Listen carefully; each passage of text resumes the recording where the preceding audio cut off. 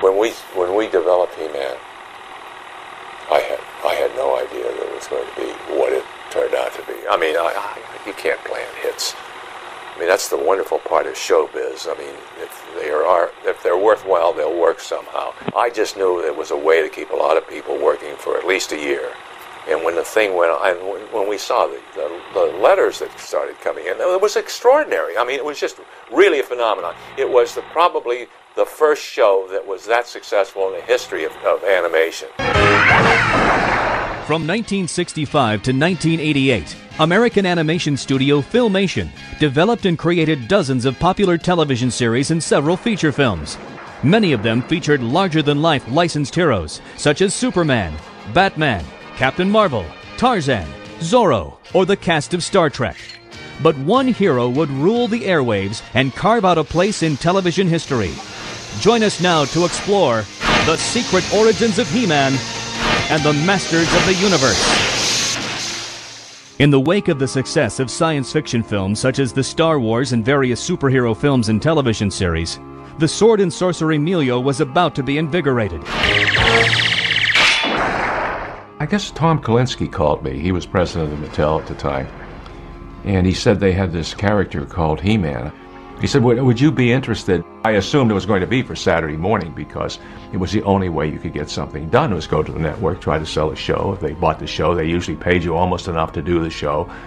And then the foreign sales would make up the difference. And so I said, yeah, I'd like to do it. And I knew that we weren't going to be very busy. And I also knew that I was really getting to the place where it was so difficult to sell a network show and so unrewarding creatively that there had to be something else that would be done that could help the industry stay awake during those periods. After approaching ABC, CBS, and NBC in early 1982 and being turned down, Scheimer hatched a plan to sell He-Man and the Masters of the Universe into syndication as a first-run syndicated show, airing an unprecedented 65 new episodes on weekdays. He-Man not only was the first show that was produced 65 episodes in one season, it was also the first show to go in what was called first-run syndication.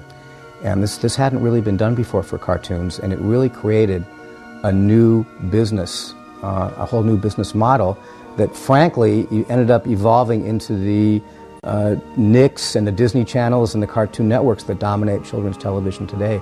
Prior to He-Man, there really wasn't original production that was made to be aired 5 days a week. It was only made for Saturday morning. So He-Man was breakthrough, not only in terms of its content, and not only in terms of the number of shows that were produced, but in terms of how those shows were broadcast. 65 allowed the stations to have 4 runs a year. And it was on a daily basis that they only had to show the show once every 3 months or something like that. And it was a number that allowed them to have a rotation in the shows that was not overwhelming. He knew what reruns were and what they meant to the company, and no one had really pioneered making brand new syndicated shows, which were in essence brand new reruns. You know, I mean, obviously everything's planned to make money in reruns, but Lou planned to create a new dynasty for Filmation, and he stuck out his territory in working with the smaller networks, the small independent stations all across the country. To sell the series to the independently owned television syndication market, Lou and Westinghouse executives went to a convention called NATPE, the National Association for Television Production Executives, in July 1982. They brought with them development materials from the show and ran into the man who was the star of the just-released feature film, Conan the Barbarian. We had all of our drawings, we had some storyboards there, and it was interesting. People came up and they saw these drawings, they liked this characters, and we talked about the fact that we're going to do them with the pro-social values built into the show. And I look up at one guy, and he was looking at some of the drawings. I said, "That's Arnold Schwarzenegger." Yeah. It was funny. And he was looking at these drawings and, and he was, you could tell he was ticked off. Little did we know he'd be our governor. Yeah, that's right. I wasn't calling him High Gov in those days. I got involved with He-Man because there were 5 directors at that time. And Lou came to me, Lou Scheimer, and said that they had to have a really quick, like 3 minutes of full animation to present to a trade show to sell the series. So we were in the middle of production on our other shows at the time, so Lou said, "You're going to do this after hours." So I pulled in a couple Disney animators and had some of my own crew working after hours, and I literally stayed every night and it was just not even a complete scene, just a series of drawings going from my desk right to the assistants, just kind of keep the stuff rolling because we were really up against a really tight schedule. And we did it. They took it to the trade show and it sold the series. While the series was being sold into syndication, work had already begun in earnest on the series itself.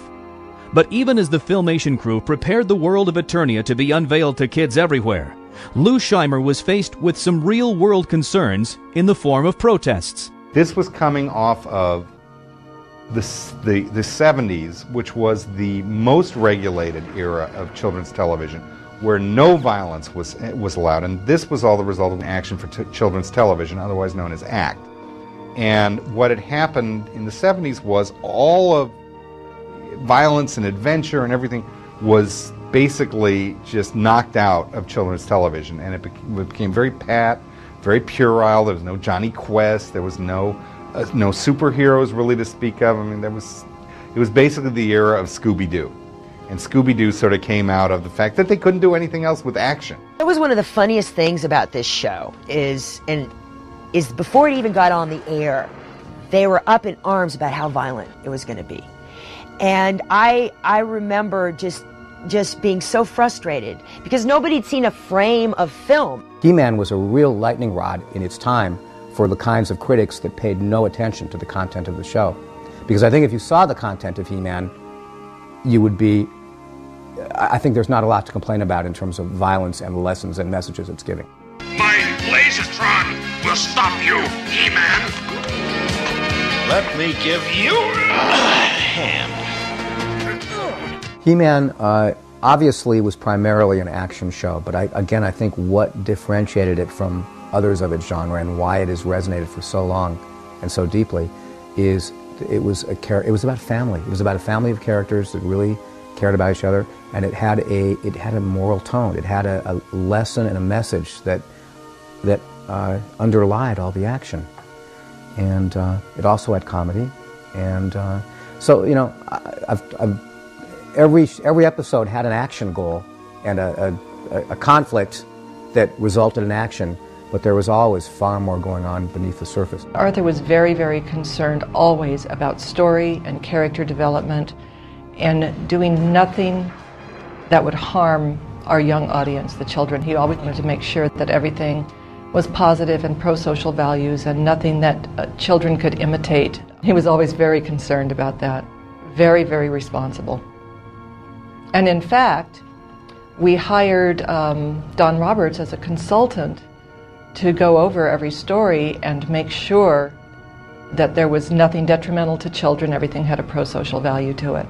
I got premises and scripts from writers, and my job was to say, is there a concept in here that can be highlighted, emphasized, reshaped to teach children some kind of a pro-social message, some kind of element of character, some kind of element of behavior, something that we want our kids to know.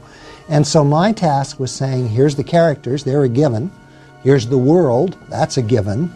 Now it's the story, and how can I work with the story to emphasize the kinds of things that I would hope kids would learn. The approach I wanted to take with that program was that whatever the lesson was about is what the show should be about. Politics and the economic recession played a role in the development of He-Man, as the Federal Communications Commission made some major changes in policy. The United States was going through everything to try to increase, to get out of the recession. We had oil problems in those days, worse than we had now, and of course this was one way to help stimulate the economy. So they thought that if they relaxed the FCC rules, they would be able to generate more income from the private sector. Relaxing the FCC rules allowed manufacturers to make their own programming, again, which they hadn't done since the early 60s when they used to fully own a whole television show. Even as Lou Scheimer was working out business deals and battling controversy, Arthur Nadell and Hal Sutherland were working with the writers and animators to explore the vast and varied world of Eternia. Interestingly enough, there was some confusion about the phrase Masters of the Universe.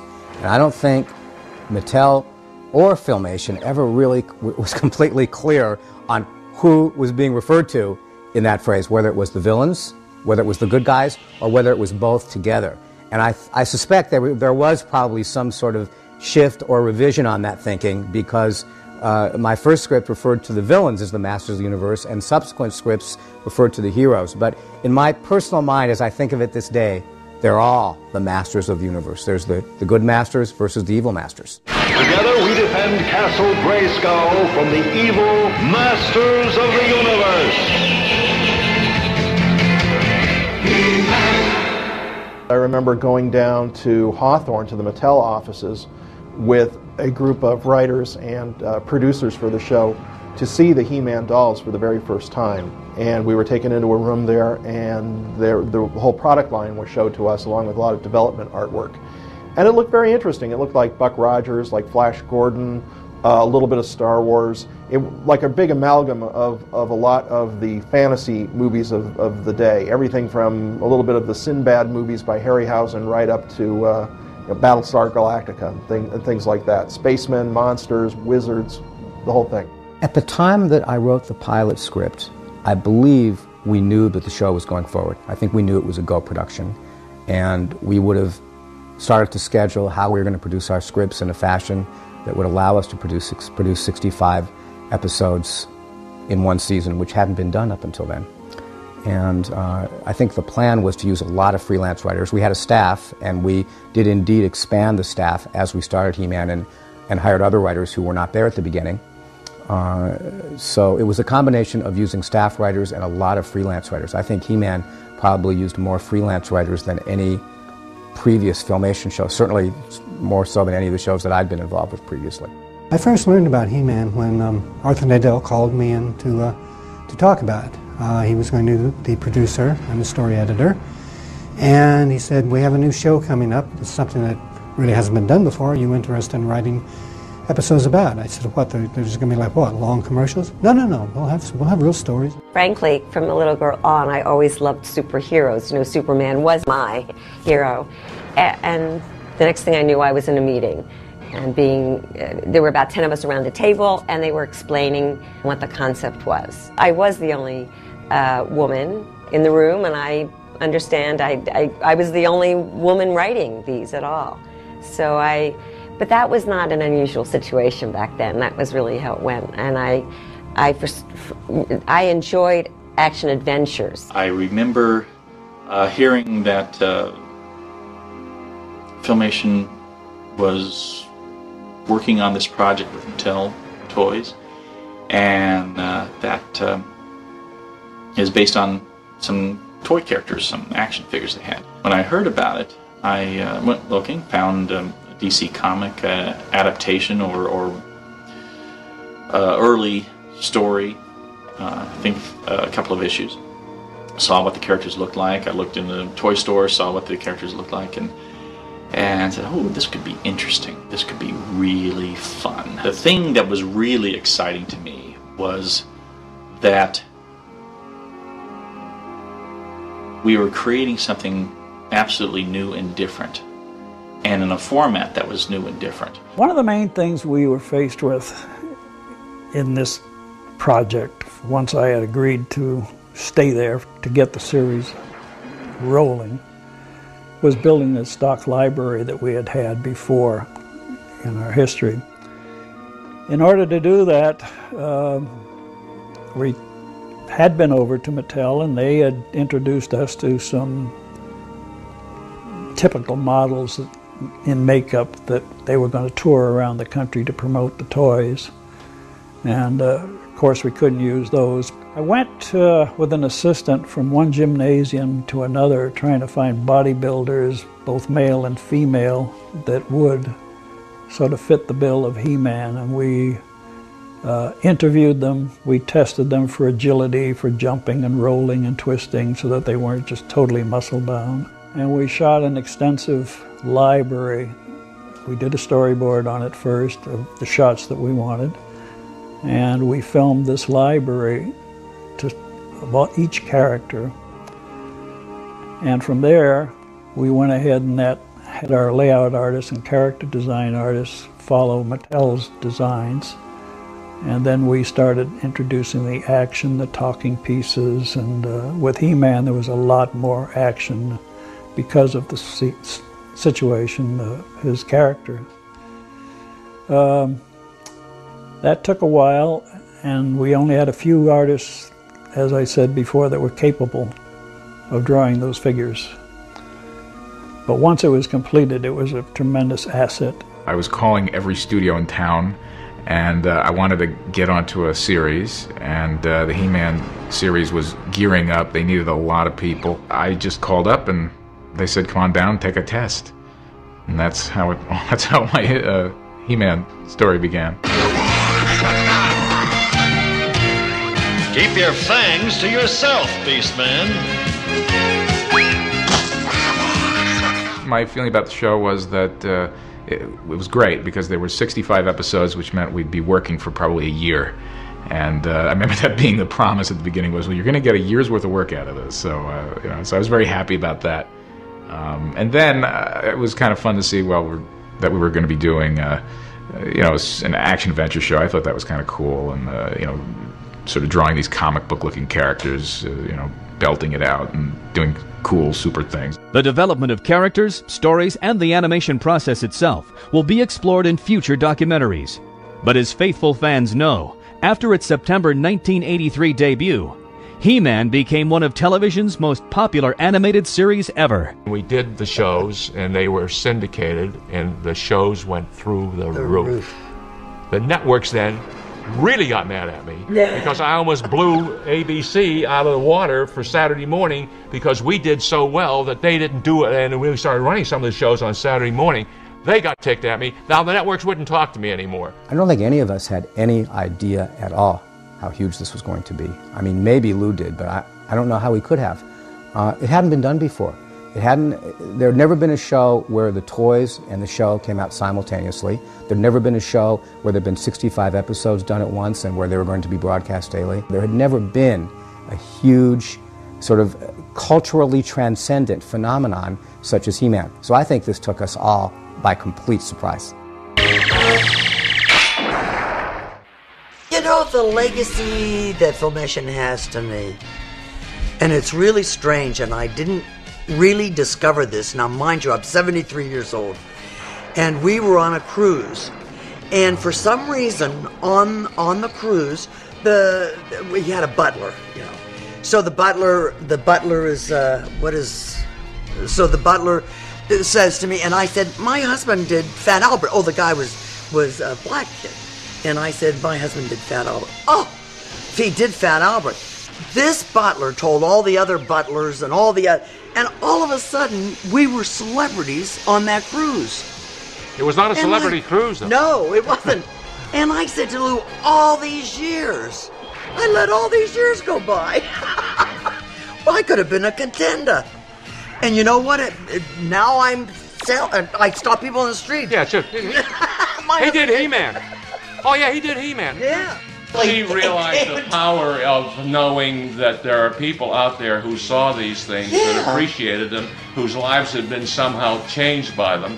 And we used to, to me, the real satisfaction is knowing that the people who worked with us and the people who saw the shows both were better off, hopefully, as a result of having existed. That we were around. You're just one of the better guys. I'm not as altruistic as he is. I like the purse. Say, good night, Jay. Good night, Jay.